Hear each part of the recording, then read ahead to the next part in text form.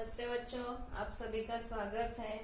आज हम पाठ 11 मानव शरीर और अंग संस्थान ये कंटिन्यू कर रहे हैं। इसमें हमारा आज टॉपिक रहेगा रक्त परिसंचरण संस्थान।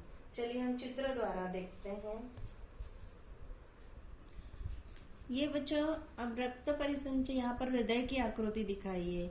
रक्त परिसंचरण संस्थान में मुख्य कार्य जो है हृदय करता है। ये एक पंप की तरह कार्य करता है। शरीर के विभिन्न अंगों से पानी, संप्रेरक, ऑक्सीजन, घुलनशील अन्न घटक, वर्ज्य पदार्थ जैसे विभिन्न पदार्थों का वहन रक्त परिसंचरण संस्थान करता है।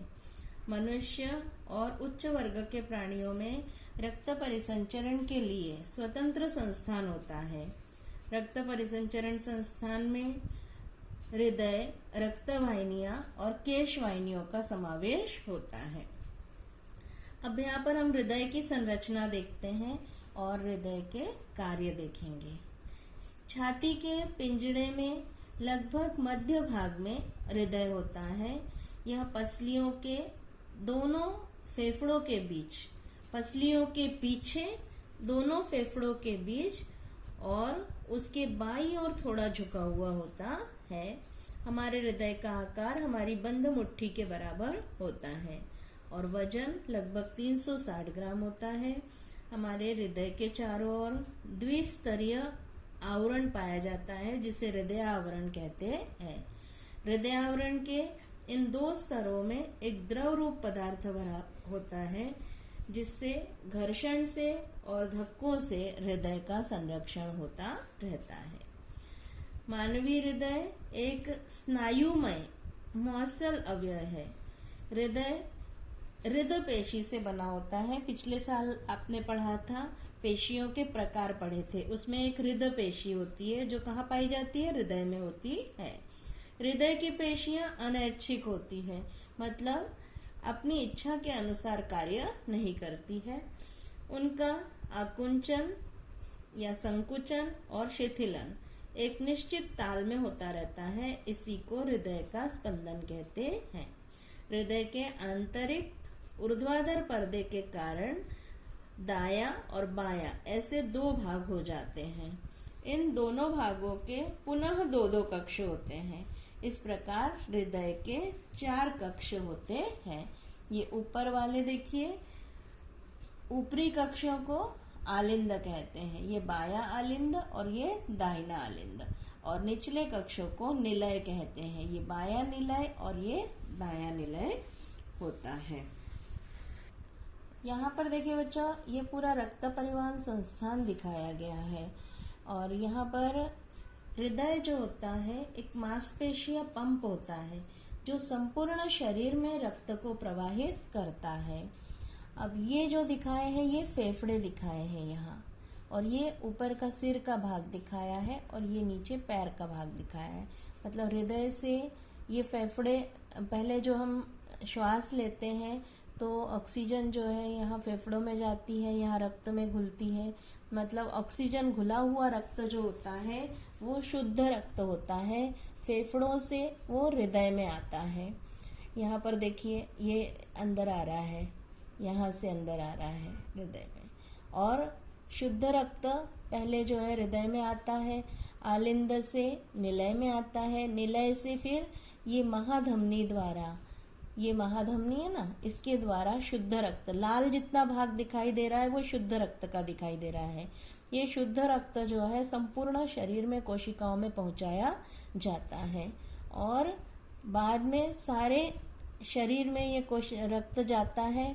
फिर वहाँ पर ऑक्सीजन दे दी जाती है और कार्बन डाइऑक्साइड ले ली जाती है। फिर ये नीला रंग दिखाया है। अशुद्ध रक्त फिर से जो है ये फिर से हृदय में लाया जाता है। हृदय से फिर से फेफड़ों में भेजा जाता है और वहाँ शुद्ध होके फिर से आता है। इस तरह से क्रिया चलती है। अब हृदय का निरंतर स्पंदन चलता रहता है जिससे रक्त वाहिनियों में निरंतर रक्त प्रवाहित होता रहता है। रक्त वाहिनियां मुख्य रूप से 2 प्रकार की होती है। एक होती है धमनी और दूसरी होती है शिरा। धमनी, सबसे पहले हम ये धमनी देखेंगे, रक्त वाहिनियां, ये धमनी है। धमनी जो होती है हृदय से शरीर के विभिन्न भागों की ओर रक्त ले जाने वाली रक्त वाहिनियों को धमनी कहते हैं। फुफ्फुस धमनी को छोड़कर अन्य सभी धमनियों में ऑक्सीकृत मतलब शुद्ध रक्त प्रवाहित किया जाता है। धमनियां शरीर में अधिक गहराई पर स्थित होती है, ऊपर नहीं दिखाई देती त्वचा पर। इनकी भित्ति मोटी होती है। धमनियों में बीच बीच में गुहाओं में कपाट नहीं होते हैं, क्योंकि धमनियों में रक्त बहुत तेजी से प्रवाहित होता है और तेजी से प्रवाहित होता है, जिससे धमनियों की ये देखिए पेशियां मोटी होती हैं। आवरण कैसा होता है? मोटा, और शिराओं का पतला होता है। शिरा शरीर के विभिन्न भागों से हृदय की ओर रक्त लाने वाली रक्त वाहिनियां जो होती हैं शिराएं होती हैं। फुफ्फुस शिराओं को छोड़कर अन्य सभी शिराओं में अनऑक्सीकृत रक्त मतलब कार्बन डाइऑक्साइड युक्त रक्त प्रवाहित किया जाता है।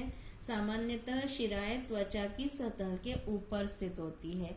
आपके हाथ के ऊपर देखिए हरी हरी जो है दिखाई देती है ऊपर ही, वो क्या होती है? शिराएं होती हैं। इनकी भित्ति पतली होती है और इनकी गुहाओं में बीच बीच में कपाट पाए जाते हैं, क्योंकि रक्त का प्रवाह धीरे धीरे होता है और धमनियों में रक्त का प्रवाह बहुत तेजी से होता है। धमनियों में ये देखिए शुद्ध रक्त प्रवाहित होता है और शिराओं में अशुद्ध रक्त प्रवाहित होता है। ये धमनियां थोड़ी मोटी होती है, फिर आगे चलकर पतली बाल के समान रचनाएं पूरे शरीर में उंगली उंगली तक रक्त पहुंचाया जाता है, तो इनका रूपांतरण काय में हो जाता है? केशवाहिनियों में हो जाता है। अब देखेंगे केशवाहिनियां। केशवाहिनियां शरीर के विभिन्न अंगों में जाकर धमनियां अधिक महीन शाखाओं में विभाजित हो जाती हैं। उनका व्यास छोटा छोटा होकर बिल्कुल पतले बालों जैसी पतली दिखाई देने लगती है। इन्हें केशिकाएं कहते हैं। बाल के समान होती है, केश के समान, इसलिए इन्हें केशिका कहते हैं। केशिका काफी महीन और पतली भित्ति वाली नलिकाएं होती हैं।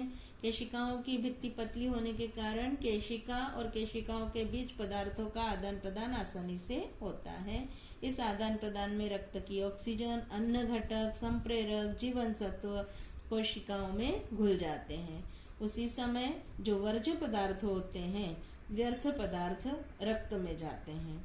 केशिकाएं एक दूसरे से जुड़कर अधिक व्यास वाली नलिकाएं बनाती हैं, जिन्हें हम शिरा कहते हैं। ये देखिए शिरा है। प्रत्येक अंगों में केशवाहिनियों का जाल सा फैला होता है। अब हम बच्चों देखेंगे हृदय में परिसंचरण और या हृदय का कार्य क्या होता है। हृदय द्वारा शरीर के विभिन्न अंगों की ओर रक्त पहुंचाने की और वहां से पुनः हृदय की ओर लाने की क्रिया को रक्त परिसंचरण कहते हैं। रक्त निरंतर प्रवाहित होते रहने के लिए हृदय का एकांतरित रूप से संकुचन और शिथिलन का कार्य निरंतर चलता रहता है। हृदय का लगातार संकुचन और एक शिथिलन मिलकर हृदय का एक स्पंदन होता है, जिसको हम बोलते हैं ना हृदय धड़कता रहता है। तो ये संकुचन और शिथिलन होता है। अब कुछ जो है आपको करो और देखो करके प्रयोग दिए हुए हैं, उसको आपको करके देखना है। प्रयोग करके देखोगे, सामग्री दी हुई है किताब में और विचार करो दिया है, बताओ तो दिया है, उसके ऊपर आप विचार करना है। बच्चों किताब में जो आपके प्रयोग दिया उसको आप करके देखेंगे और विचार करिए कि जैसे हाथ के ऊपर ये जो हरी हरी सी नाड़ियां दिखाई देती हैं वो क्या होती हैं? शिराएं होती हैं। और यहाँ पर जो है एक डॉक्टर देखते नाड़ी देखते हैं करके होते हैं, जिससे हृदय की धड़कन समझ में आती है ना। तो वो जो होती है धमनी होती है, कुछ ही भागों पर होती है, पैर के ऊपर होती है और यहाँ पर हाथ पर होती है, ये धमनियां होती है। अगर कहीं पर भी चोट लगती है तो तुरंत रक्त प्रवाहित होने लगता है। तो क्यों होता है? क्योंकि प्रत्येक अंग में जो है केशिकाओं का जाल फैला हुआ रहता है पूरे शरीर में। कहीं पर भी जरा सी भी सुई चुभ जाती है तो रक्त प्रवाहित होने लगता है, मतलब वो केशवाहिनी क्या हो जाती है? फट जाती है और रक्त का प्रवाह होने लगता है। और फिर थोड़ी देर बाद वो रक्त जम जाता है कुछ भी नहीं करे तो, और फिर जो है रक्त का प्रवाह बंद हो जाता है। इस तरह से आप थोड़ा और अध्ययन कीजिए, इस पाठ को ध्यान से पढ़िए, समझिए। आज इतना ही, धन्यवाद।